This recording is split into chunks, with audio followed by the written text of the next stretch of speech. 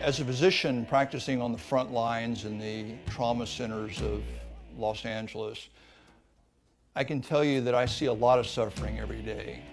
I see people suffering from their injuries. I see people suffering from diseases. And it makes me more acutely aware of other suffering because animals suffer very much like human beings do. That said, I did do animal research for a year, experimented primarily on dogs.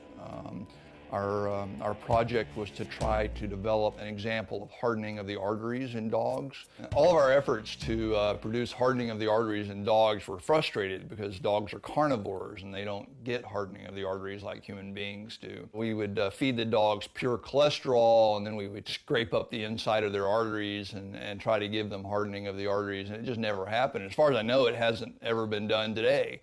So that was basically a year of laboratory research in my mind that was wasted. The vast majority of all animal research is never, ever useful for treating human health issues. Will never be useful because it simply doesn't apply. The physiology is so different in animals from human beings.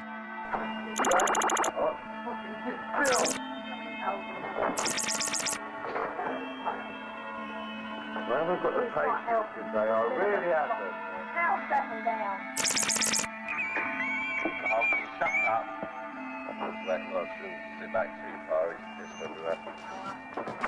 We always used to joke about the fact that, what are we doing with these animal studies? I mean, why are we studying animals? I mean, this doesn't tell us anything about what's going on with human beings. So there was always kind of a feeling that anyone that was doing an animal study was really sort of not really making a contribution. It was a way of maybe making a living, but it really wasn't something that we would use. I mean, I would never take a study that was done on animals and use that information to treat a patient. No matter how many rats and mice and rabbits and dogs and non-human primates a drug is given to, ultimately it's given to that first human being.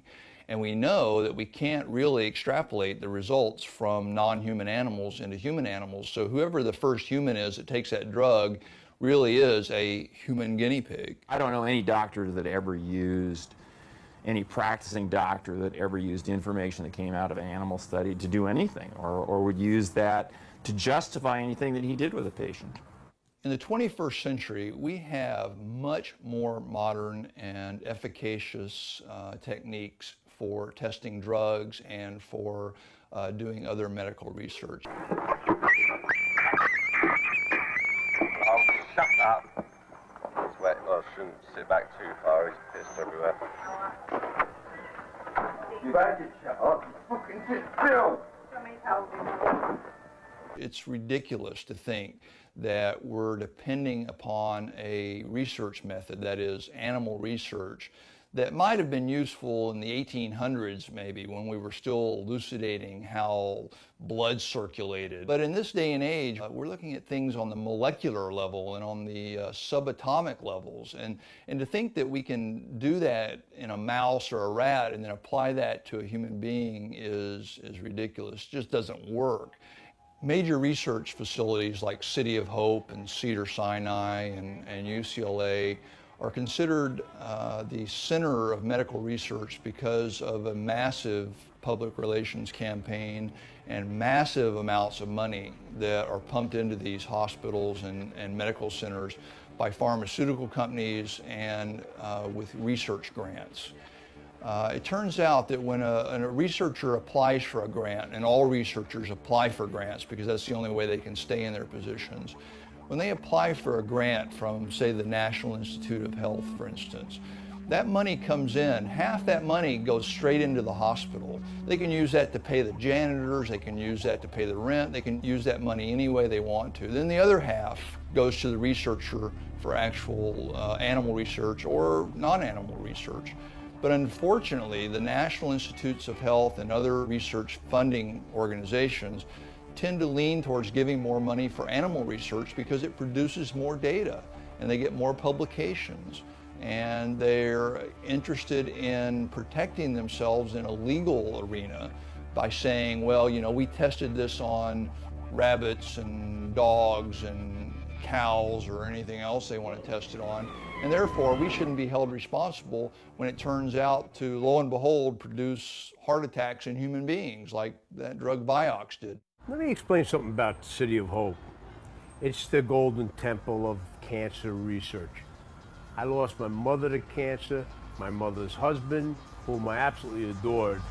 I lost a lot of good friends to cancer. But what they're doing there, if I took anybody from the public into this facility and you saw what they were doing to these animals, because I was the lay public at one time when I first went into these research facilities. If you looked at it, there is no way in your mind you could justify that and call it science. It's not science, it's insanity. Ruthless, I think, is the word. When I interviewed Bill Maher for the TV show Celebrity Justice, I learned he was a free thinker who doesn't have any fear of making controversial remarks. So he takes on issues that other people in the media are afraid to take on. And he has taken on this issue of experimentation going on at Columbia University that he says is a perfect example of unnecessary and hideously cruel animal experimentation. Some of these experiments are having to do with finding out, how bad nicotine is for you. Like we need to do that. I think beagles are a common choice for animal testing because beagles are generally friendly, they're a small breed, they don't take up a lot of room, and it's really unfortunate because if you think of all the breeds of dogs, who would rather be out running around in the sunshine and sniffing grass and trees and playing than a beagle? We had bought some ads on K-Rock and, 3 or 4 companies, pharmaceutical companies, had called them and said, these people are terrorists, you have to pull the ads. And they ended up pulling the ads for the show. I never really thought about the whole thing until I've gotten into it and realizing how important money is for everything, for advertisements. And obviously we can't show any of this stuff on TV. Because, every other commercial's for fast food or for some kind of, for the meat industry or for some new, anti-allergy pill or fucking Viagra or whatever. I don't know yet of anyone who's died from PMS. I know some people have had PMS who've killed some people, but that's different. So to me, that's a particularly weak case to be making for the torturing of little creatures. I'm not an advocate of anything illegal. I can only, as a journalist, look at the social forces that might contribute to this kind of behavior. And I see that when the mainstream media refuses to show the images of what's going on inside laboratories and factory farms, it creates a social condition that could lead some people to extreme behavior.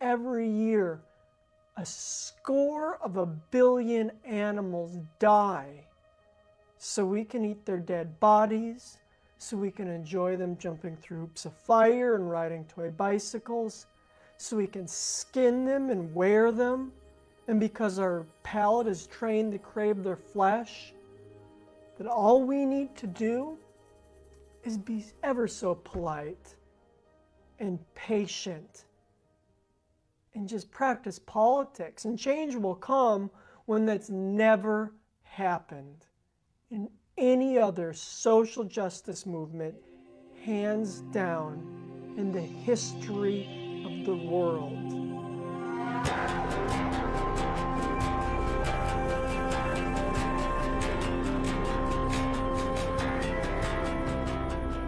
Throughout our history, there have always been those who have petitioned the government and wrote letters to legislators and politicians. There have even been those who have written bills and had discussions with